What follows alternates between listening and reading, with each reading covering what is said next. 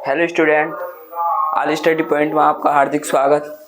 आज 1.4 प्रश्नावली शुरू करने जा रहे हैं। टॉपिक है परिमेय संख्याओं का दशमलव प्रसार। और परिमेय संख्याओं का दशमलव प्रसार करते समय शांत अशांत के बारे में भी जान लेते हैं। तो जानते हैं शांत अशांत क्या है। शांत जैसे कोई संख्या है, उसको हर से अंश में भाग देने पर जो अंकों भागफल प्राप्त होता है, अंकों की पुनरावृत्ति होती है, तो अंकों की पुनरावृत्ति नहीं होवे तो वो शांत होता है। जैसे कोई संख्या मान ले हम, वो है 7/3। 3 से 7 को भाग देने पर 3 दूनी 6, 1.0, 3 ते 9, 1 0 3 ते 9।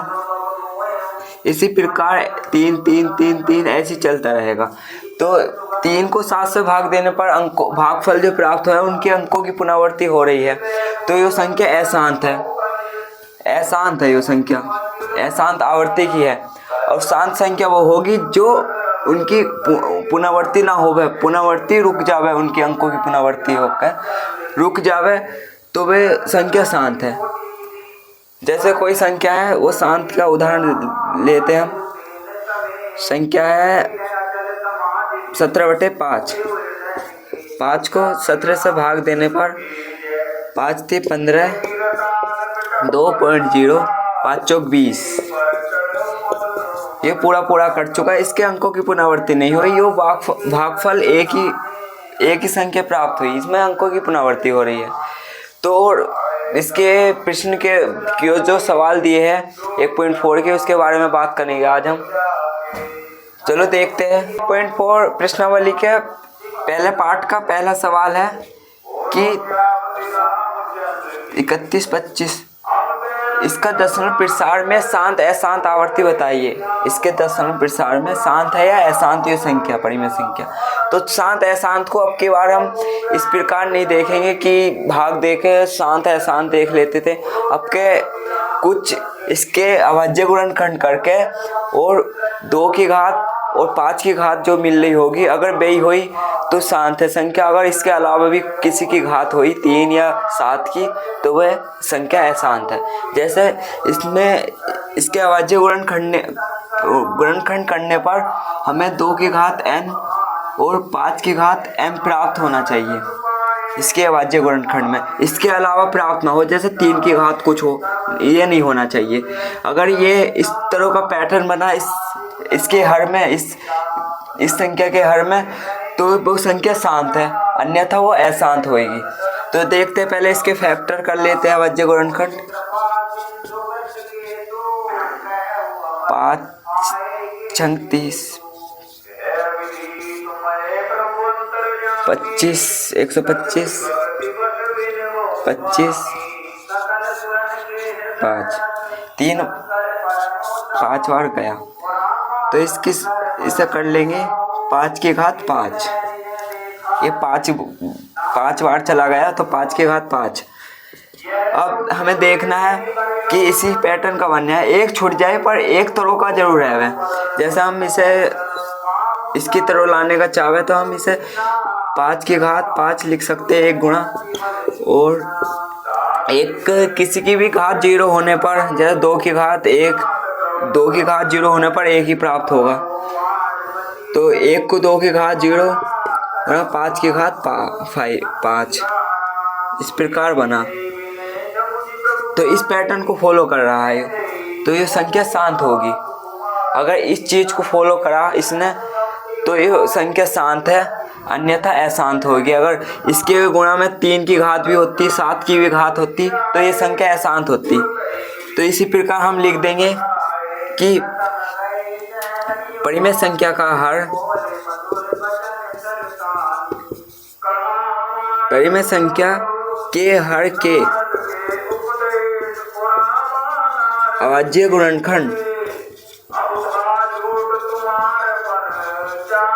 अभाज्य गुणनखंड 2 की घात n और 5 की घात m के रूप के हैं।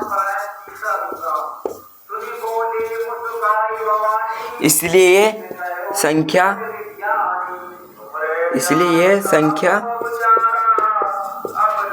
शांत आवर्ती की है, शांत आवर्ती की होगी। इसके अगर तुम भाग देखे हुए देख लेना, इसे भाग देने पर अंकों की पुनरावृत्ति नहीं होने की। 10वां सवाल देखते हैं। 10वां सवाल है कि 77/210, इसमें भी शांत अशांत बताना है, शांत आवर्ती के है या अशांत।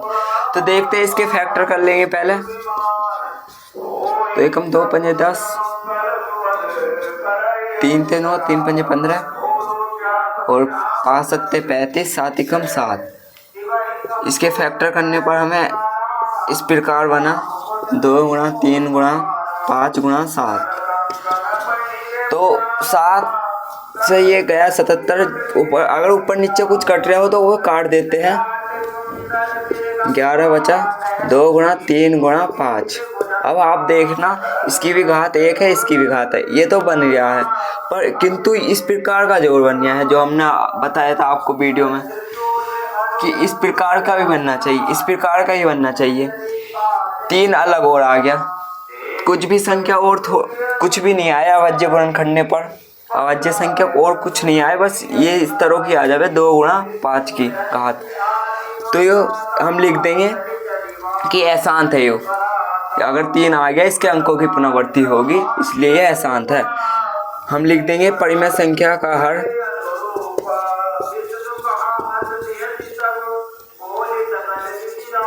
परिमेय संख्या का हर के अभाज्य गुणनखंड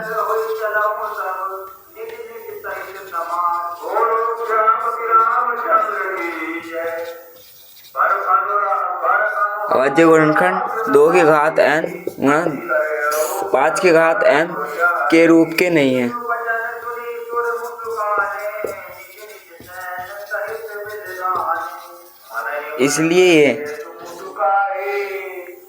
इसलिए यह संख्या अशांत आवर्ती की है। इसलिए यह संख्या अशांत आवर्ती की है। परिमेय संख्या के हर के अभाज्य गुणनखंड। इसी प्रकार इन सभी सवालों को सोल्व करना आप घर पे और अभ्यास करते रहना। अब हम दूसरे पार्ट का पहला सवाल ही करेंगे। दूसरे पार्ट के पहले सवाल में बताया है कि इनके प्रसार कीजिए, इसी पैटर्न द्वारा इनका प्रसार करना है, भाग द्वारा नहीं करना है हमें। दूसरे का पहला करते हैं। दूसरे का पहले सवाल दिया है 3125, 13/3125, इनका दशमलव प्रसार कीजिए। तो करते हैं, पहले फैक्टर कर लेंगे। इसी प्रकार अभी करा था हमने इनका फैक्टर, 5 की घात 5 प्राप्त हुआ था। अब हमें ऐसी संख्या से ऊपर नीचे गुणा करनी है जो इसमें नहीं दिखाई दे। अगर 5 की कुछ घात हो और 2 की घात नहीं है तो 2 की घात से गुणा कर देंगे जो 5 की घात होगी। जो 5 की घात है ऊपर नीचे 2 की घात से गुणा कर देंगे। अब 13 × 2 की घात 5 होता है 32। 5 की घात 5 × 2 की घात 2, 5। हमें ऐसे इसी प्रकार करनी कि यहाँ 10 बन जाए, तो इसलिए हम इसी प्रकार गुणा करते हैं। 13 की इससे गुणा कर लेंगे, 13 दूनी 26, 13 ते 39, 2 41। बेस सेम नहीं है किंतु घात सेम है, तो इसलिए इनके बेस की गुणा हो जाएगी। 5 × 2, इनकी घात 1 ही रहेगी, 416। 5 दूनी 10, 10 की घात 5, और 10 की घात 5 होता है, जितनी घात हो उतनी जीरो लगा दो, 5 जीरो लग गए। अब हमें जब इससे गुणा करते हैं, वो भाग देते हैं हम, तो बहुत आसान है इसे भाग देना। जितने जीरो लग रहे हैं उसके आगे पॉइंट लगेगा, उतने ही अंक छोड़ के पॉइंट लगेगा जितने जीरो। तो 3 अंक ये है और 2 जीरो और लगा के हम पॉइंट लगा देंगे, ऐसा है। यहाँ इस प्रकार सवाल को करते हैं। अगर 2 की घात दी हो और 5 की घात दी हो तो 5 की घात में से 2 की घात घटा के इनसे गुणा कर देंगे। सवाल देखते हैं हम, आपको इस प्रकार समझ में नहीं आएगा। सवाल है आपका कि 35/50 नवा सवाल है 35/50। इसके अभाज्य गुणनखंड होंगे 35 2 गुणा 5 गुणा 5। अब हमें 35 5 में 25 दूनी 50 सही है। 1 2 की घात 1 हुई और 5 की घात 2 प्राप्त हुई। तो अब इसमें किसकी घात कम है? 2 की घात कम है। 5 की घात 2 सही है, 2 की घात 1 है, इसलिए इसकी घात कम है। इसी से गुणा करेंगे हम 2 की घात 1। जितनी कम घात है उसी से गुणा करेंगे जिसकी कम घात है। 2 की घात 1 कम है, इससे ही गुणा करेंगे हम ऊपर नीचे। 35 दूनी कितना होता है? 70। और इसी प्रकार 2 की घात 1 2 की घात 1 और 5 की घात 2 70। 2 की घात 2 आधार सेम है, घात जुड़ जाएंगी 2 हो जाएगी और 5 की घात 5 70। अब इसी प्रकार 5 दूनी 10 10 ही सीधा लिख देता हूँ मैं। इनकी आधार की गुणा हो जाएगी, बेस वो घात ही सेम है। अब 70 और 10 की घात कितने? 5 जीरो लगा दो। 1 जीरो से 1 जीरो गया, अब बचे 4 जीरो। 4 जीरो एक तो अंक होया और 3 जीरो पहले पॉइंट लगा दो। यह आपका आंसर। इसी प्रकार सभी प्रश्नों को हल करिए, सवाल करिए, अभ्यास करते रहना। आज की वीडियो हम यहीं पर समाप्त करेंगे। कल से हम अगले चैप्टर के बारे में जानेंगे। ये चैप्टर समाप्त हो चुका है, दूसरा चैप्टर है, उसके बारे में जानेंगे कल की वीडियो में। और आज की वीडियो है पे समाप्त। धन्यवाद। Best of luck.